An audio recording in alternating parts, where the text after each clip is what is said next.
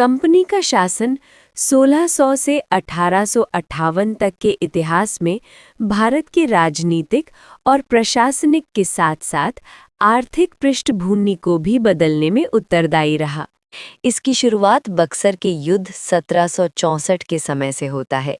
इस युद्ध में एक तरफ ब्रिटिश कंपनी का नेतृत्व हेक्टर मुनरो कर रहे थे, तो दूसरी ओर सम्राट शाह आलम द्वितीय, अवध का नवाब शुजा-उद-दौला और बंगाल का नवाब मीर कासिम की संयुक्त सेना के बीच होता है।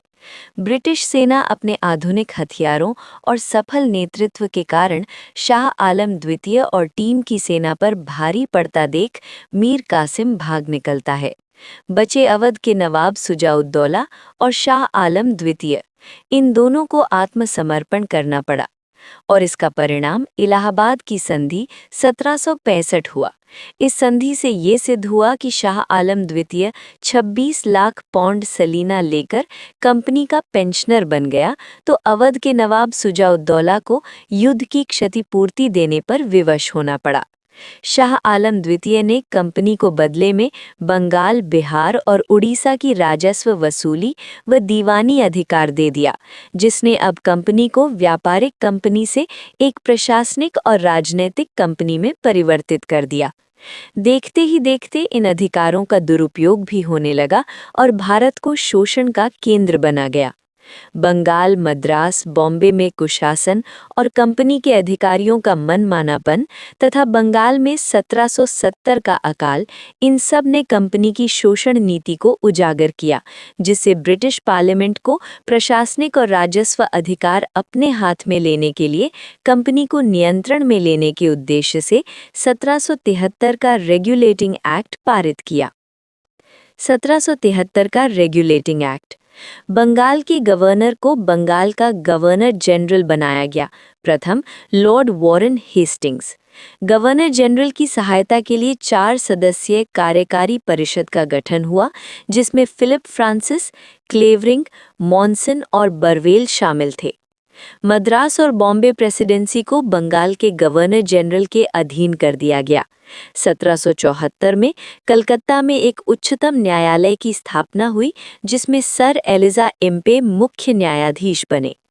कंपनी के कर्मचारियों के निजी व्यापार और भारतीयों से उपहार या रिश्वत लेने पर पूर्ण प्रतिबंध लगा दिया गया। कोर्ट ऑफ डायरेक्टर्स के लिए राजस्व, नागरिक और सैन्य मामलों की रिपोर्ट ब्रिटिश सरकार को देना अनिवार्य किया गया। 1781 का संशोधन अधिनियम। गवर्नर जनरल और उसकी परिषद को उनके आधिकारिक कार्यों के लिए सर्वोच्च न्यायालय के क्षेत्राधिकार से मुक्त कर दिया गया। राजस्व संबंधी मामलों और राजस्व वसूली के मामलों को न्यायालय के क्षेत्राधिकार से बाहर कर दिया गया। न्यायालय को आदेश दिया गया कि वो भारतीयों के पारिवारिक और धार्मिक कानूनों के अनुसार न्याय करे। 1784 का पिट्स इंडिया एक्ट। व्यापारिक कार्यों के लिए कोर्ट ऑफ डायरेक्टर्स और राजनीतिक कार्यों के लिए बोर्ड ऑफ कंट्रोल बनाकर द्वैध शासन की शुरुआत की गई। भारतीय क्षेत्रों को पहली बार आधिकारिक तौर पर ब्रिटिश आधिपत्य का क्षेत्र कहा गया। गवर्नर जनरल की परिषद के सदस्यों की संख्या 4 से घटाकर 3 कर दी गई। 1793 का चार्टर एक्ट।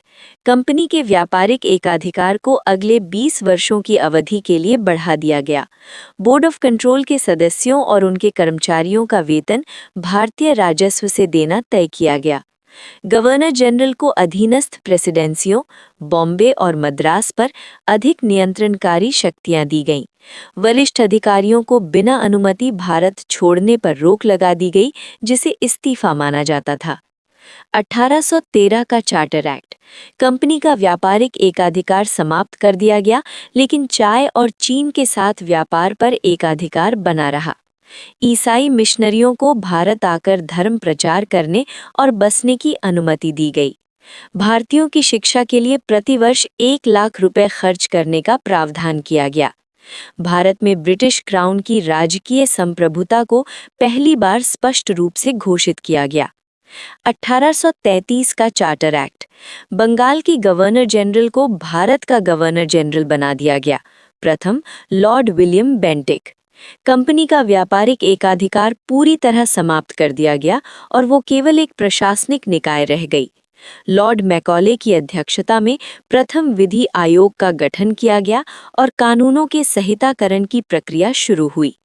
दास प्रथा को गैर कानूनी घोषित किया गया, जिसे 1843 में पूरी तरह समाप्त कर दिया गया। इससे पहले के कानूनों को विनियमन और इसके बाद के कानूनों को अधिनियम कहा जाने लगा। 1853 का चार्टर एक्ट गवर्नर जनरल की परिषद के विधायी और कार्यकारी कार्यों को पहली बार अलग किया गया। विधायी कार्यों के लिए 6 नए विधायी पार्षद जोड़े गए, जिससे भारतीय विधान परिषद यानी मिनी संसद बनी। सिविल सेवकों की भर्ती के लिए खुली प्रतियोगिता प्रणाली की शुरुआत की गई।